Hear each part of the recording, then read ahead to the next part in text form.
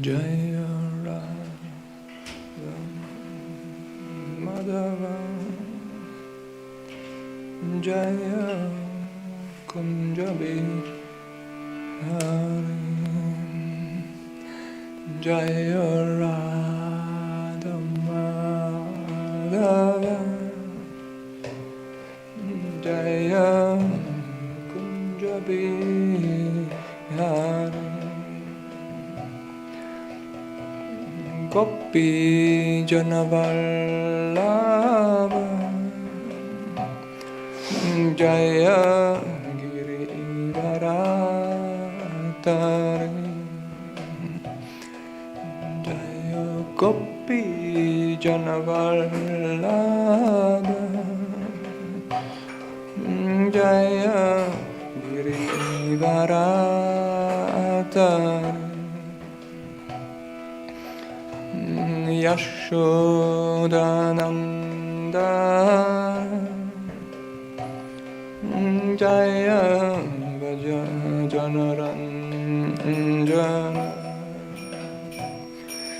Jaya Yashodananda Jaya Vaja Janaranjana Yamunatira Vanachari Jaya Kunja Bihari Yamunatira Vanachari Jaya Kunja Bihari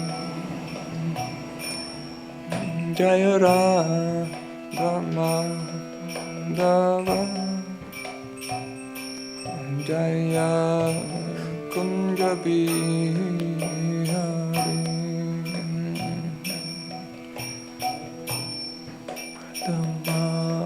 Madhava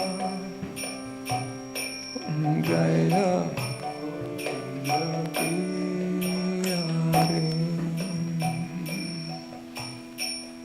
Shri Radha Madhava ki jai. Hare Krishna. Om Namo Bhagavate Vasudevaya.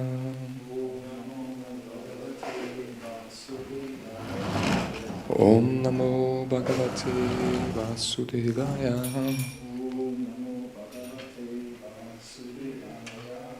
Om Namo Bhagavate Vasudevaya.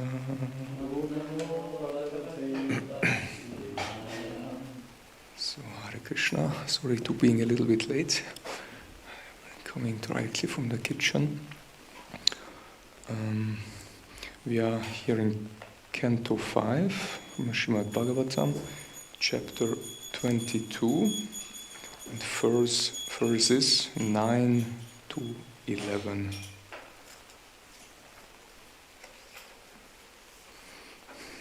Oh, it's a very long Sanskrit verse. Let's see if we can do it together. Which one is on the board? I think it's closer, so just read it. Yeah, a little bit. Let's do it. Keep it simple. We're also a little bit late. Atha cha purya mananabhishcha kalabhir amaranam kshi yamanabhishcha kalabhi pitram mahoratrani purva paksha para pakshapyam vitanavaha sarvaja jiva nivaha prano jivaschaikam eka nakshatram trimushata muhurtair punkte. So then the translation and the very, very short purports by text 11 from His Divine Grace A.C. Bhaktivedanta Swami Srila Prabhupada. Srila Prabhupada ki jai.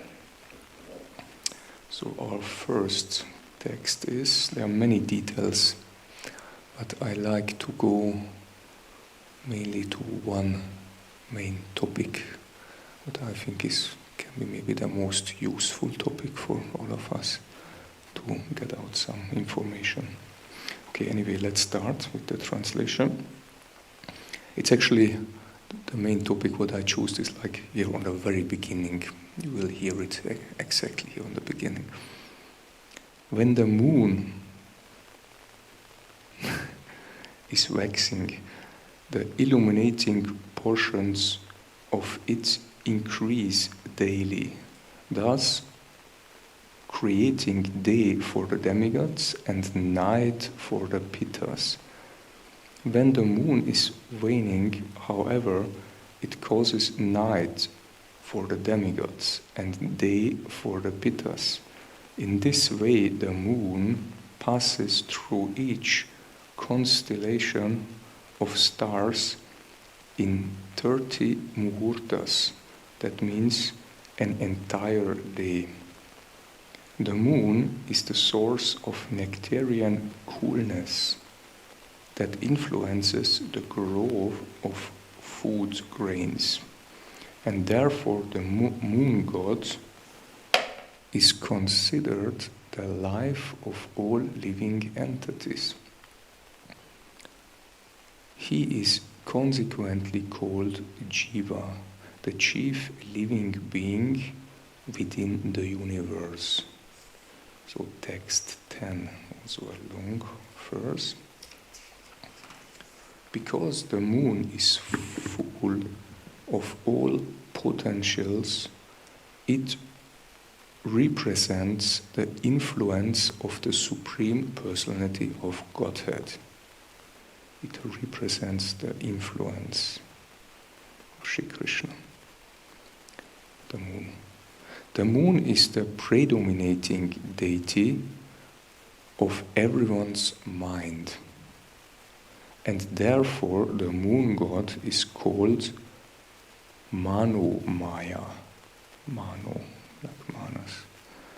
He is also called Annamaya because he gives potency to all herbs and plants. And he is called Amrita Maya because he is the source of life for all living entities. The moon pleases the demigods, Pittas, human beings, animals, birds, reptiles, trees, plants, and all other living entities. Everyone is satisfied by the presence of the moon. Therefore, the moon is also called Sarva Maya, all-pervading. So, and now our last verse, text 11. There are many stars located 200,000 yojanas, that means 1,600,000 miles above the moon.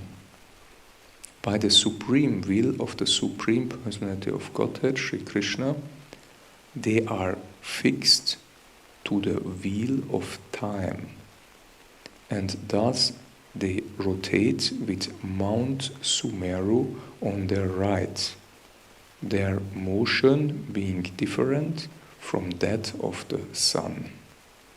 There are 28 important stars headed by Abhijit. So now one sentence purport by His Divine Grace A.C. Bhaktivedanta Swami Srila Prabhupada.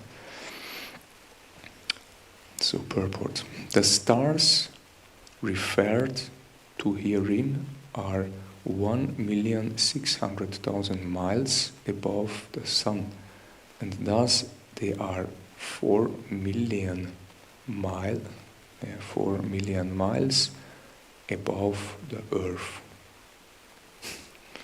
Om Agyana Timirandasya Jalanjana Shalakaya Chakshurun Militanyena Tasmai Shri Gurave Namaha Shri Chaitanya Manopishtam Stapitam Yena Bhutale Swayam Rupa Gadamayam Dadati Svapadantikam Jai Shri Krishna Chaitanya Prabhu Nityananda Shri Advaita Gadadhara Shivasadi Gaura Bhakta Vrindam Hare Krishna Krishna Krishna Hare Hare Hare Rama Rama Rama Hare Hare.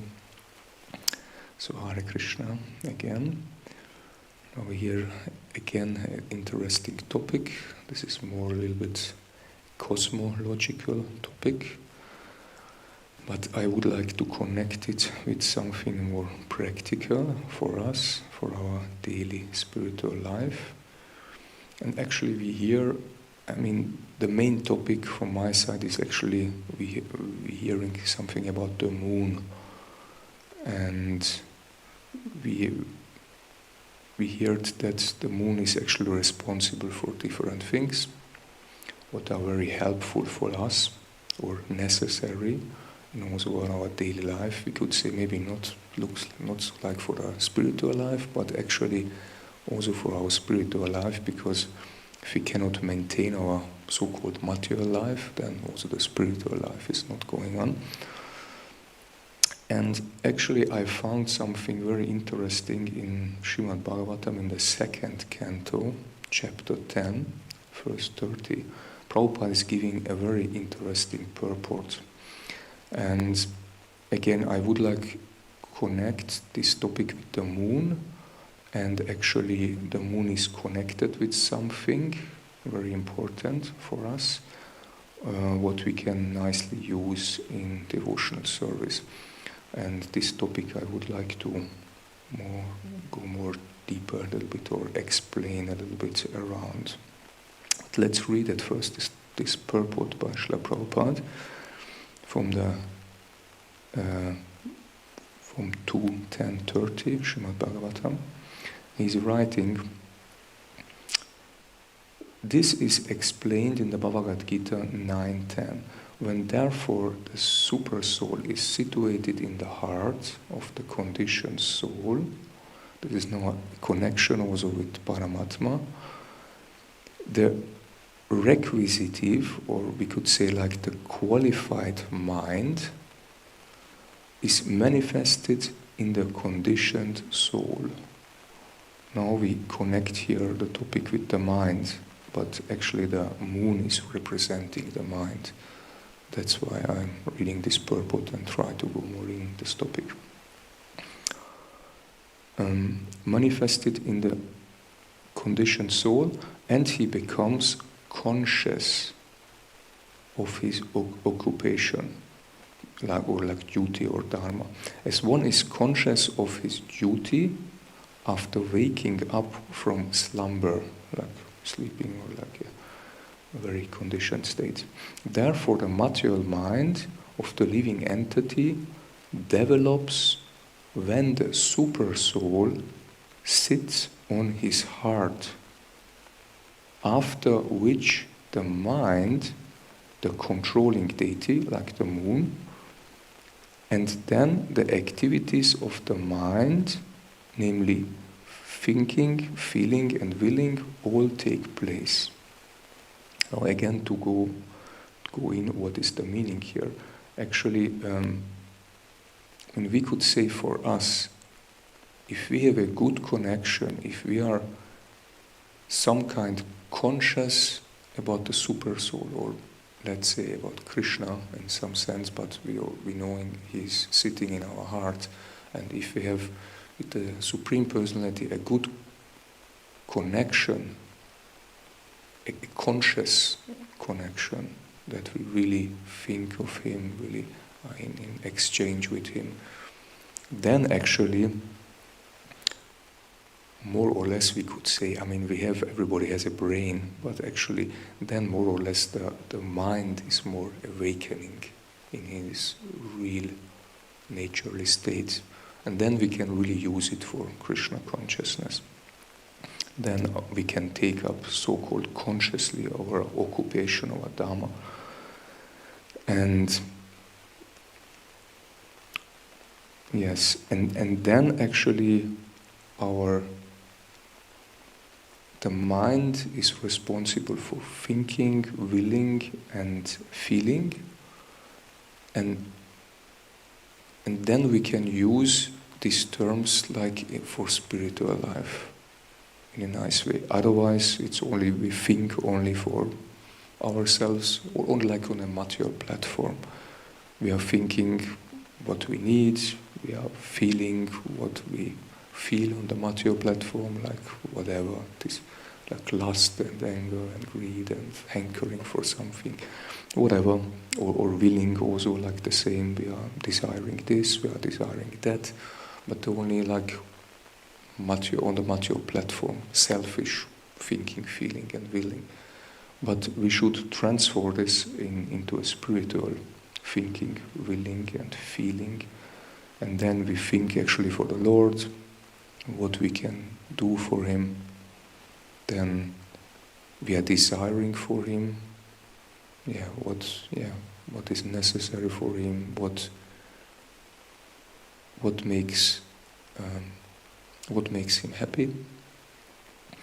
And time by time also, hopefully, feelings will appear in us, because if we are in exchange with a person, then normally feelings should also be there.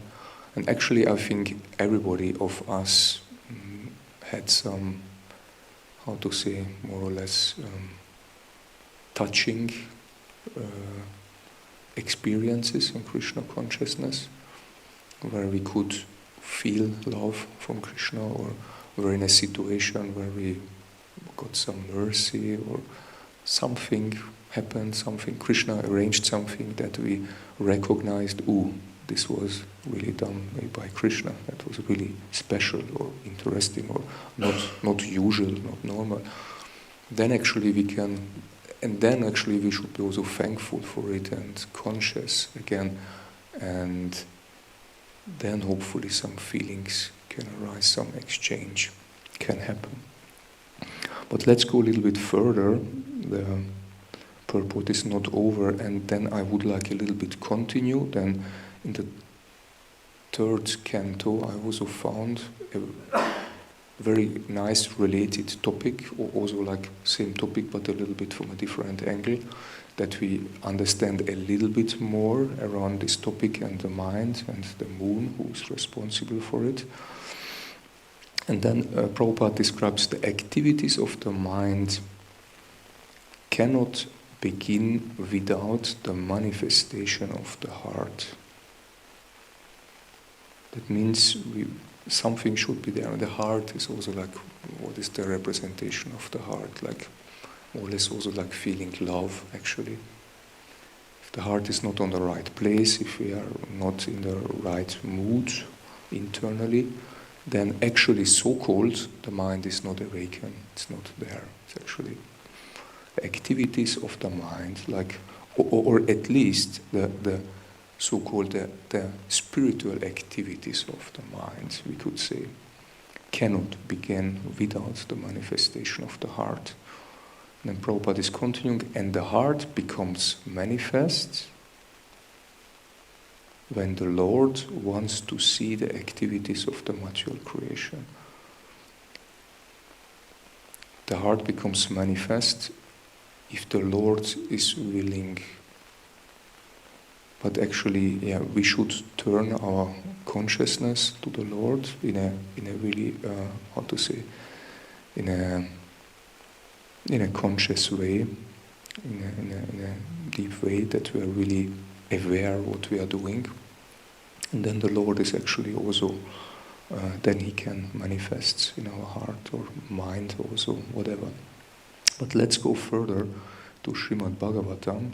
This is like from the third canto, chapter 26. Like it starts around by verse 50, 52. And this is also like a little bit connected to it. It's like a little bit a description of some happenings in the universe. And then we will connect it again with the mind and with this topic. And there is actually also like this universal egg is described. We know how the universe looks like an egg, and with the different layers outside from the different materials like fire and and earth and air and ether and whatever. They are very thick, and then one is thicker than the other one. And actually, Krishna is sitting in the manifestation, in a Vishnu manifestation. He's sitting also in a universe, in each of every universe, and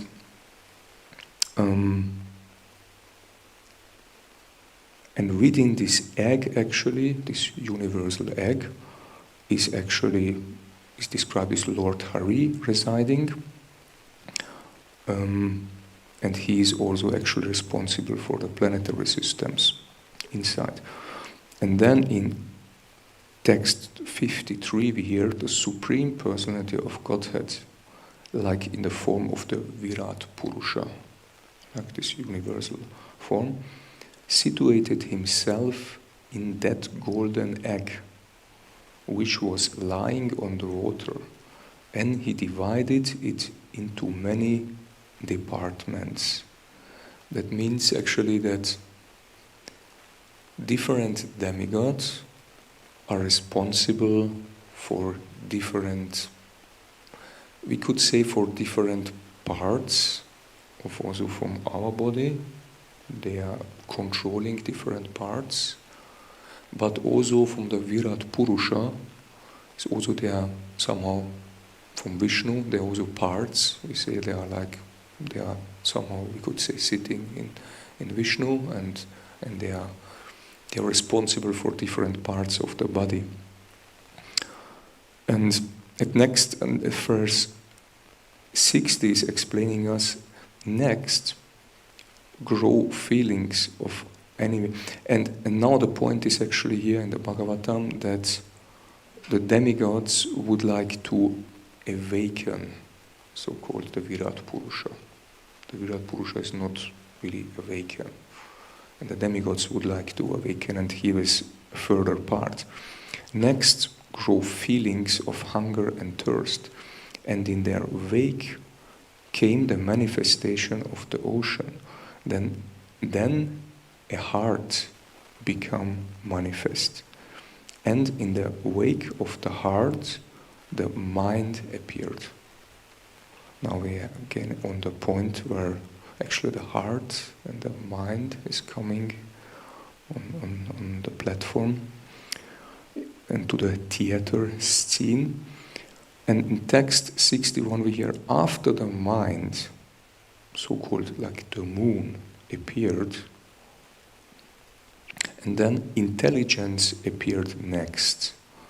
And after intelligence, Lord Brahma appeared. He is actually responsible for intelligence. Lord Brahma is actually out of pure intelligence, his whole body. I don't know how it looks like. It would be nice to meet him once and see, wow, Lord Brahma, how he looks like pure intelligence. I don't know, but anyway, at least we can try to imagine. Then the false ego appeared, and then Lord Shiva, and after the appearance of Lord Shiva came consciousness and the deity presiding over consciousness. There came mind, intelligence, the heart also before, and now consciousness is appearing. It's very interesting because now it starts to become interesting, the whole thing. And now hereby, in the verse 62, is described when the demigods and presiding deities of the various senses were those manifested, they wanted to wake their origin of appearance. But upon failing to do so, they re-entered the body of the Virat Purusha and after another in order to wake him. And Prabhupada is writing something very interesting in the purport. He's writing, in order to wake the sleeping deity, controller within, one has to re-channel the sense activities. One has to re-channel the sense activities from concentration on the outside to concentration inside. We have to somehow to pull our consciousness from things what happens outside, like so-called in the material world, material duties, material necessities, material behaving, material thinking, whatever, pulling it to the inside concentration. In the following verses, the sense activities which are required to wake the Virat Purusha will be explained very nicely. And then we hear and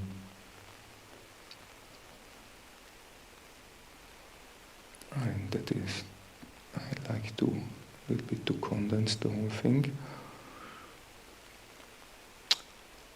Yes, and here from verse 70 is described, however, when the inner controller, the deity presiding over consciousness, entered the heart with reason, not like out of joke, like anyway we do something, that was a reason behind. Actually the consciousness entered the heart with a reason. At that very moment, the cosmic being arose from the causal waters. It's actually a very interesting point. I was really meditating about it, and actually some days ago, Bhakti Ananda Tirtha Swami were here, and he also speaks a lot of, we should be really conscious, we should not be only in our reptile brain, he explained. We should be really conscious in a deep way, and then actually we can start to go deeper in different topics.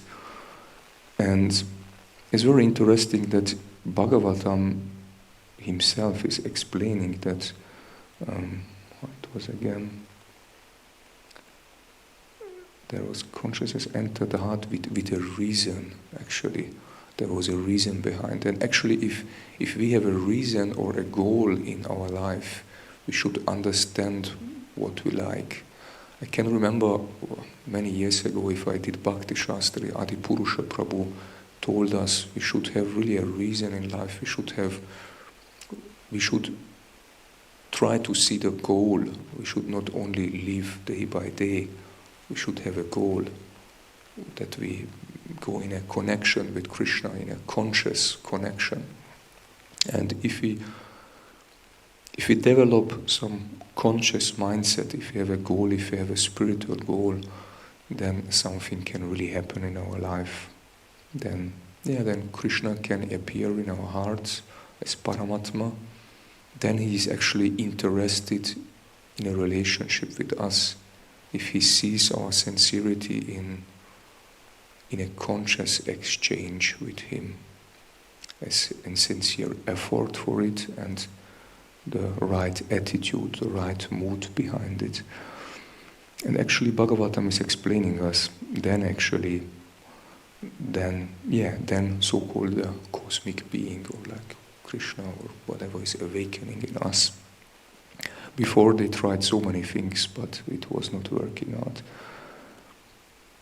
And a little bit later, I think this is also like verse 72, like also from Bhagavatam 3:26.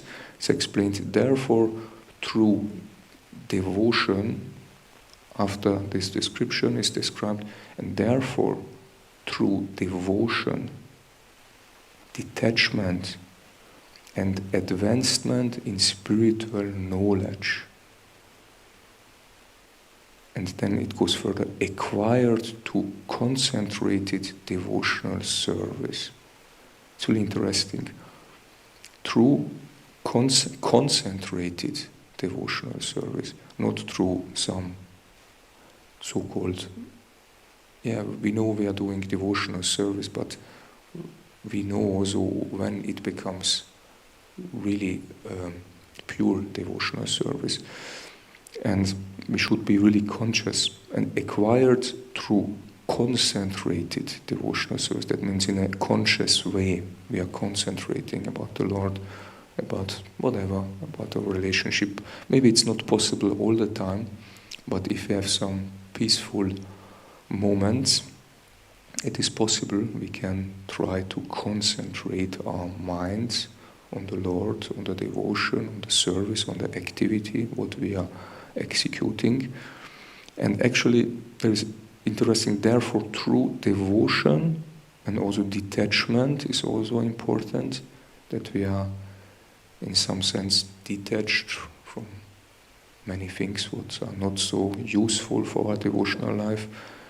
And advancement in spiritual knowledge is also some kind important, till some extent, that we have some advancement, some kind of quality spiritual knowledge, where we can go deeper, can understand some topics, and acquired through this concentrated devotional service, one should contemplate, again repeated almost, contemplate that super soul as present in this very body, all too simultaneously apart from it.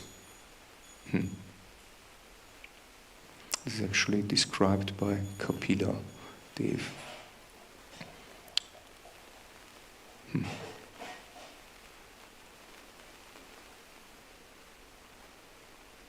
Yeah. Anyway, how it looks with our time, I prepared some other topics also, but I don't like to overdo.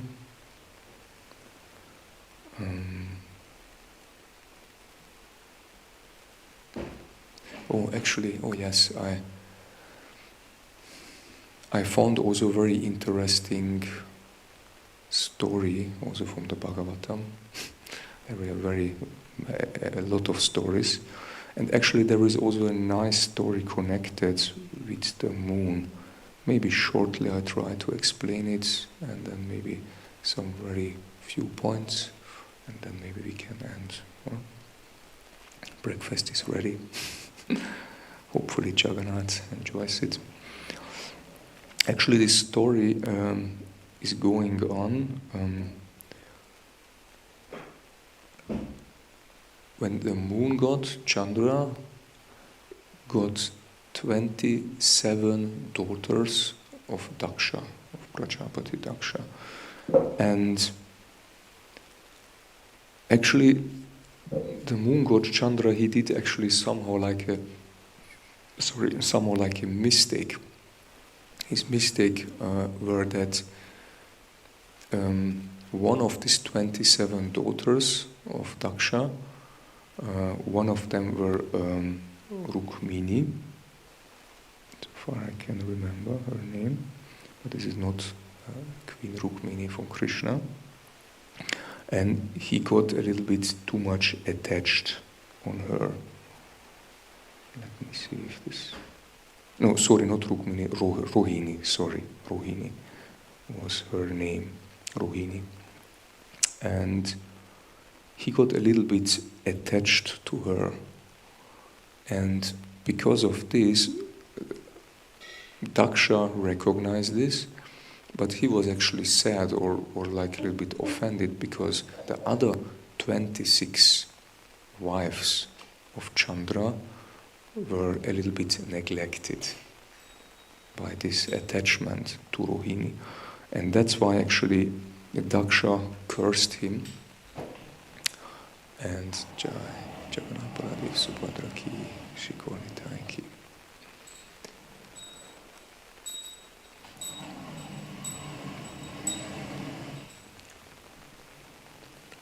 And the curse was actually that the moon lost his glance. Actually, moon is like shining, he has a glance, and he's actually representing, we heard many, aspects of the Lord. One like his transcendental effulgence, and he's reflecting so-called the sun. It's like Krishna's energy. but he lost more or less this effulgence because of his attachment, actually. And Daksha cursed him, and he lost it. And actually, he don't lament it. He took the somehow like this curse, or and he was actually humble. And actually, he recognized he made a mistake. He was not right with his attachment, and he asked for forgiveness. And actually, he took shelter by Shiva, by Lord Shiva, and then Shiva helped him a little bit. And afterward, actually, anyway, but what I wanted actually to say, that we can learn some lessons out of this. Actually, the moon is actually the controller of the mind. It is called Mano Maya. And also in our state, we know actually the mind is often our biggest enemy. If it starts to lament, or it starts to hanker, or to desire, or whatever. But actually, it is also, how to say, it is a comparison, like a Vergleich, or comparison, also like with the waxing moon and the waning moon. And this is also said that also like in our state sometimes, like because it's connected with the mind is also waxing or waning. It means spiritually it is sometimes even lamenting or a little bit loud, but sometimes peaceful and quiet, and it's determined. It's also like, there are also like similarities, we could say, also in material or spiritual terms. And actually the lesson is out of it that if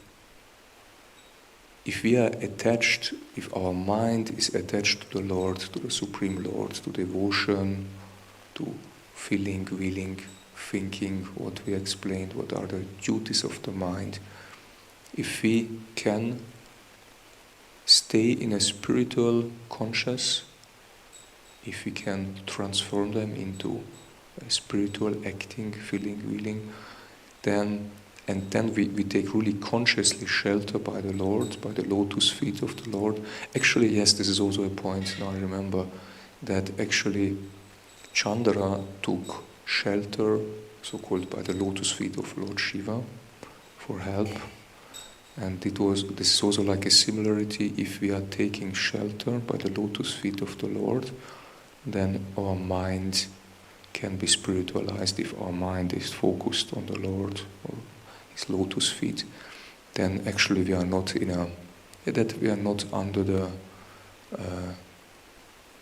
control of the material modes, of the three modes. It's also like Davi, Esha Guna Maya Mama Mayatya Duratyaya Eva Me Prapadyanti Mayam Etam Tarantite. Actually, if we take shelter by the Lord, then the three modes disappear. Then we can stay in a spiritual mindset. Okay, this was the small story connected. There are more, I made more thoughts of it, but maybe we can, stop here. Maybe some comments, some questions, whatever, some experience.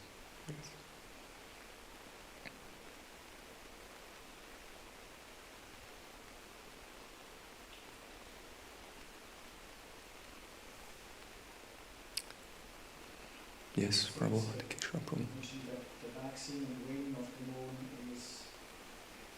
influences our minds like that as well?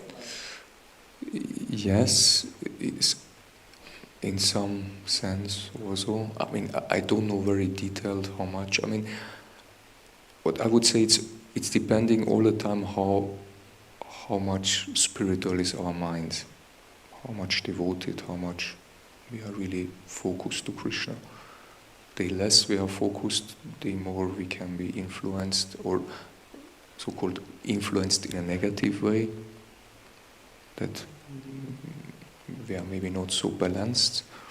If we took really shelter by Krishna's lotus feet or by Krishna, if we are focusing more, then we are more stable, the mind is more spiritualized and focused on spiritual subjects. If not, then maybe the moon can also influence us in some sense. I don't know exactly how far, but there is still there is like a connection there. Many persons also like, they are also like, what is this?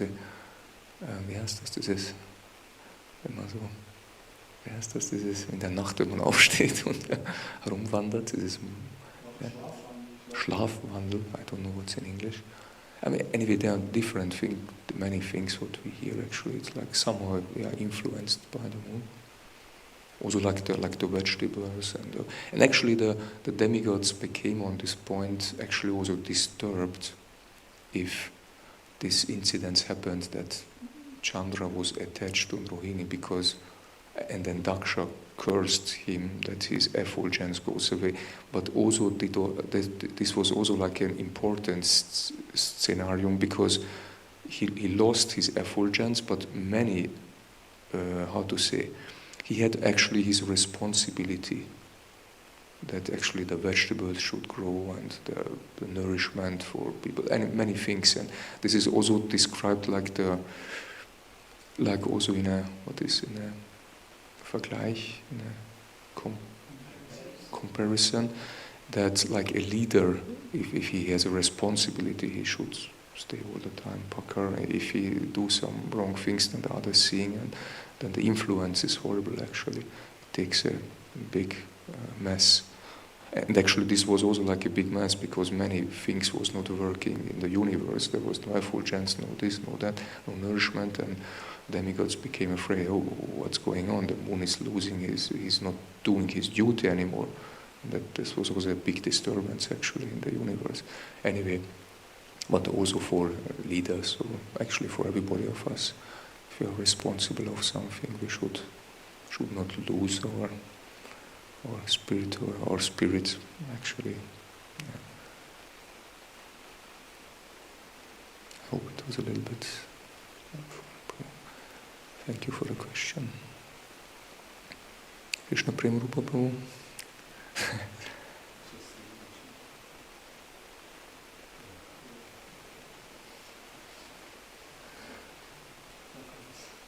Sorry? Yeah. It was a little bit, but I wanted to connect a little bit with the moon, with the mind, because the other topics are a little bit, not dry, but it's a little bit connected with other parts of the Bhagavata. Yeah. Okay, thank you very much. Srimad Bhagavatam ki, Srila Prabhupada ki. Srila Prabhupada ki jai.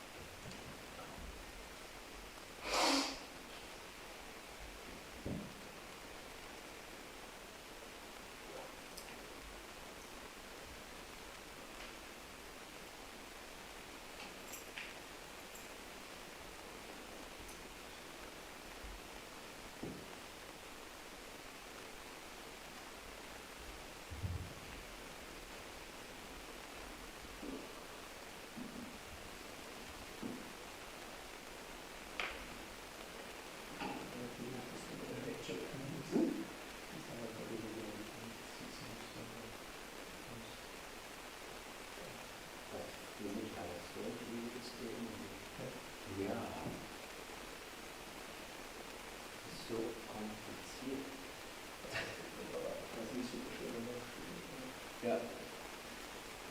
Die Beziehung vom Mond mit der Frau, wie die einzelnen Sachen dann in Erscheinung, so komplex. Also nicht das alles zu absprechen.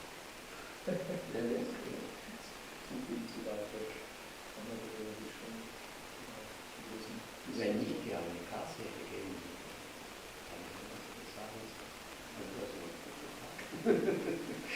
Wenn ich eine Musikvorgabe oder letzten Schluss genau wie die Kontrolle der Schriftmasse, die Gedanken auch besser ein bisschen die Bücher lassen.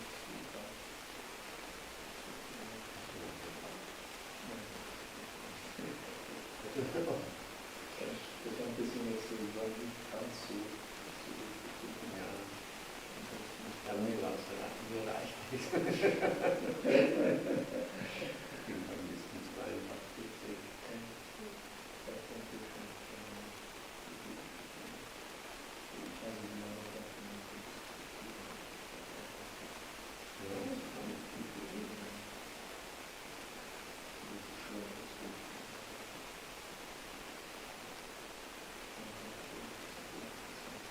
Ja, bin ich schon hier. Ich komme da normalerweise. Welche Tag hast du nur fixe Tage? Also ich bin nur, an der Mann hatte ich nur im Monat. Ich bin insgesamt fast 4 Tage hier, aber Sonntag, Montag und am Montag spiele ich wieder drauf. Dann bin ich auch hier, aber dass jemand live da sitzt, das habe ich nur am Donnerstag, weil ich Mittwoch, Donnerstag wieder hier bin. Also, zweimal live spiele ich nicht nur.